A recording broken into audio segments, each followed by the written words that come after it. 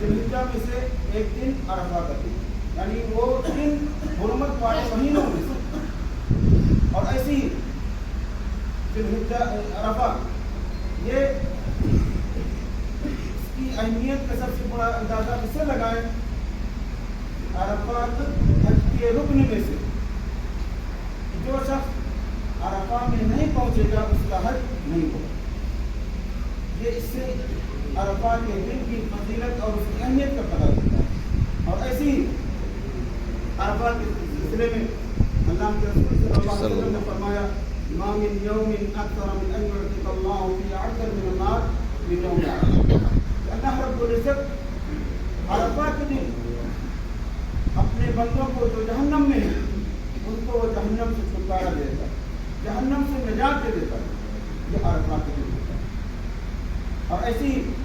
عرفہ کے دن کے بارے میں روزہ رکھنے کے لیے، لیکن میں آپ کو بتا دوں یہ روزہ حاجی نہیں رکھیں گے۔ آپ لوگ جو حج کر رہے ہیں آپ عرفہ کے دن روزہ نہیں رکھیں گے۔ عرفہ کے دن روزہ وہ لوگ رکھیں گے جو حج نہیں کر رہے، اور ان کے بارے میں اللہ کے رسول صلی اللہ علیہ وسلم نے فرمایا عرفہ کے دن جو روزہ رکھتے ہیں صیام عرفہ احتسب علی اللہ ان یکفر السنۃ التي قبلہ والتي بعدہ، اللہ کے رسول صلی اللہ علیہ وسلم فرماتے ہیں کہ جو شخص عرفہ کے دن روزہ رکھتا ہے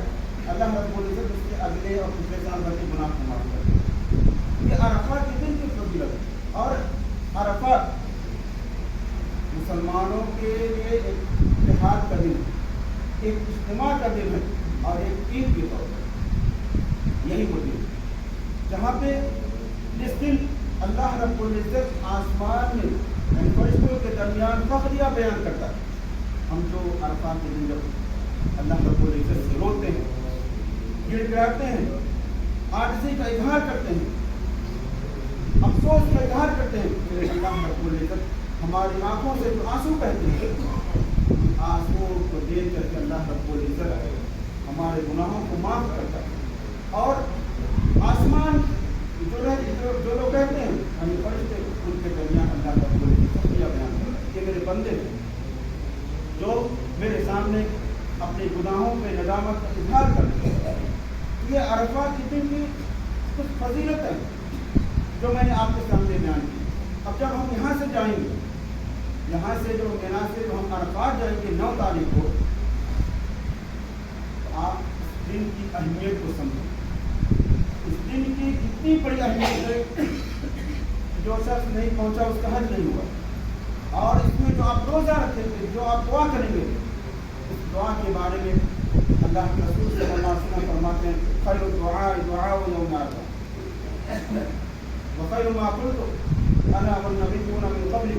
لا الہ الا اللہ وحدہ لا شریک لہ لہ الملک وله الحمد یحیی ویمیت وهو علی کل شیء قدیر۔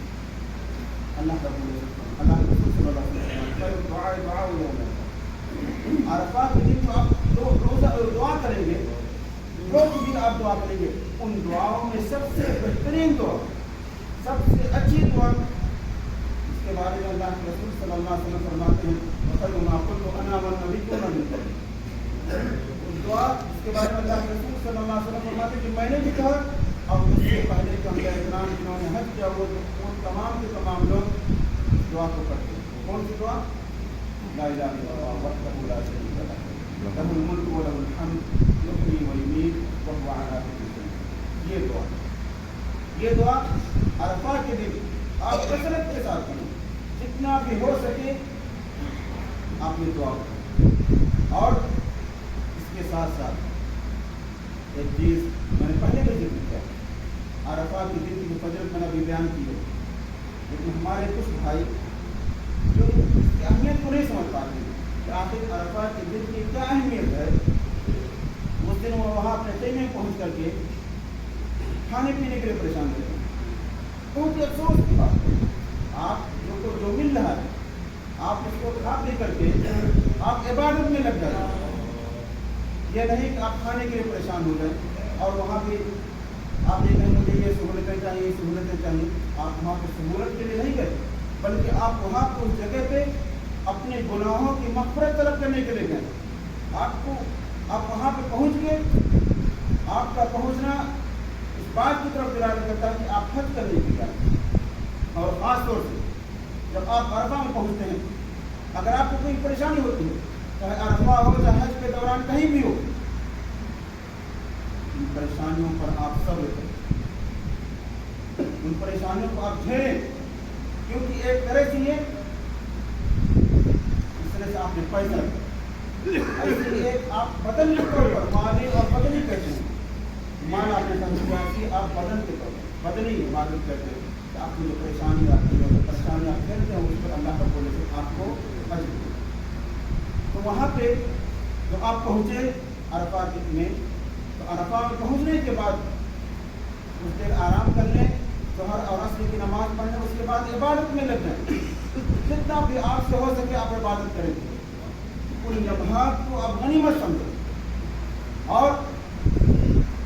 وہاں پہنچنے کے بعد اللہ کے واسطے موبائل کے جہاں بہت سے فائدے بھی ہیں وہاں بہت سے نقصانات بھی ہیں، وہاں پہ انسان اپنے گھر پہ فون کرنے میں لگ جاتا ہے، اور وہاں پہ لوگوں کو دکھانے میں پورا کا پورا وقت اس میں برباد کر کے یہ لوگ ہیں، یہ لوگ ہیں، یہ لوگ، اور وہ بھول جاتا ہے کہ میں جہاں جس مقصد کے لیے عبادت کرنے کے لیے دعا کرنے کے لیے اس کو بھول جاتا ہے۔ ان لمحات کو آپ غنیمت سمجھیں، عرفات کے وقت کو آپ غنیمت سمجھیں، اور وہاں پہ یہ سوچ کر کے آپ جائیں جو غلطیاں ہم سے ہوئی ہیں، ہم وہاں پہنچ کر کے اللہ رب العزت سے اپنی ان غلطیوں پر ندامت کا اظہار کریں کہ اللہ رب العزت سے اپنے غلطیوں کو بخشش طلب کریں گے۔ یہ نہیں کہ آپ وہاں پہنچ کر کے جیسے آپ یہاں پہ آئے ہیں ایسے جو حج کا کل سے ہی شروع ہو رہا ہے، رات میں آپ کو لے کے جائیں گے، یہ کوئی سیر و تفریح نہیں ہے، آپ یہاں سیاحت کے لیے نہیں آئے، آپ یہاں گھومنے کے لیے نہیں آئے، بلکہ آپ دین اسلام کے 5 رکن کی ادائیگی کے ساتھ یہاں پہ آئے، اور اس کا ایک ایک لمحہ ایک ایک وقت انتہائی قیمتی، اور ان قیمتی اوقات میں سے سب سے قیمتی اگر کوئی وقت ہے تو عرفات ہے۔ عرفات کے دن کو آپ سمجھیں، اس کی اہمیت کو سمجھیں، اور اس میں جتنا بھی ہو سکے ہم اللہ رب العزت سے دعا کریں، دل گرائیں، اور جو شخص روتا ہے دل گراتا ہے، اللہ رب العزت ایسا نہیں ہے کہ آپ کی گناہوں کو معاف نہیں کرے گا، اللہ رب العزت بخشنے والا، رحم کرنے والا، وہ ہماری غلطیوں کو معاف کر دے گا، اور انشاءاللہ جب ہم حج کر کے فارغ ہوں گے تو ہم ایسے ہی ہو جائیں گے اس طرح سے ہم نے اپنے ماں کے پیٹ سے جنم لیا،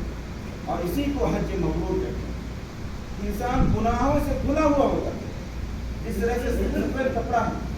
اس پر اگر کوئی داغ لگ جائے تو دور سے ہی دکھائی دے، لیکن اگر کچھ بھی نہیں لگا تو یہ نکلا ہوا ہوتا ہے، ایسے ہی آپ گناہوں سے چمکتے ہوئے، گناہوں سے پاک صاف ہو جائیں گے جب آپ کا حج مکمل ہو جائے گا۔ شرط یہ ہے جو حج کے ارکان ہیں، جو حج کے واجبات ہیں، اور جن چیزوں کو حج میں کرنے سے منع کیا گیا ان تمام پر عمل کرتے ہوئے، اور اسی طرح سے جس طرح سے آپ نے اللہ کے رسول صلی اللہ علیہ وسلم جس طرح سے حج کیا اسی کے مطابق آپ حج کر رہے ہیں تو آپ کا حج مبرور ہوگا، اور وہی حج قبول کیا جائے گا جسے اللہ کے رسول صلی اللہ علیہ وسلم نے کر کے دکھلایا، اپنی امت کو بتایا۔ اللہ رب العزت سے دعا کہ ہم جس نیت سے آئیں، دین اسلام کے 5 رکن کی ادائیگی کی خاطر آئیں، اللہ رب العزت ہمیں توفیق دے کہ ہم اس رکن کو مکمل طور پر ادا کر سکیں۔ آمین۔ اللہ ہم میں سے کتنے ایسے ضعیف ہیں، پریشان ہیں، اتنی طاقت نہیں، وہ بھی سے پریشان ہیں، کیسے ہم کر سکیں گے؟ اللہ رب العزت ان کے دل کو مضبوط کر دے، انہیں توانائی دے، وہ دین اسلام کے 5 رکن کو مکمل طور پر ادا کر سکیں۔ اللہ ہم گنہگار ہیں، ہم خطا کار ہیں، اللہ تو ہماری خطاؤں کو، ہمارے گناہوں کو معاف فرما۔ اللہ ہم اس بابرکت جگہ پہ ہیں، اللہ تو ہماری دعاؤں کو قبول فرما، اور ہمیں ایمان پر ثابت قدم رکھ، اور جب تک زندہ رکھ، دین اسلام پر زندہ رکھ، اور خاتمہ بالخیر فرما۔ آمین۔ وآخر دعوانا الحمد للہ رب العالمین۔ آج تک سورہ فاتحہ